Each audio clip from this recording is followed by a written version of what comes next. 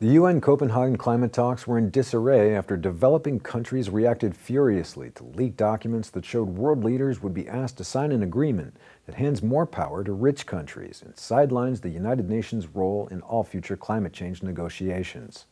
The document is also being interpreted by developing countries as setting unequal limits on per capita carbon emissions for developed and developing countries in 2050.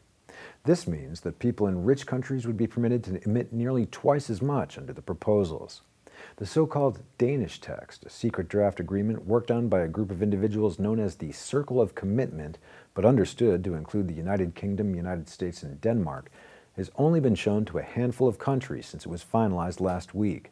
The agreement, leaked to the London Guardian, is a departure from the Kyoto Protocol's principle that rich nations, which have emitted the bulk of the CO2, should take on firm and binding commitments to reduce greenhouse gases, while poor nations were not compelled to act.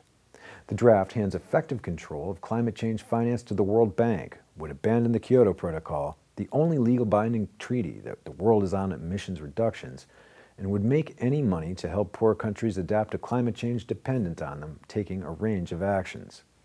The document was described by one senior diplomat as, quote, "a very dangerous document for developing countries. It is a fundamental reworking of the UN balance of obligations. It is to be superimposed without discussion on the talks."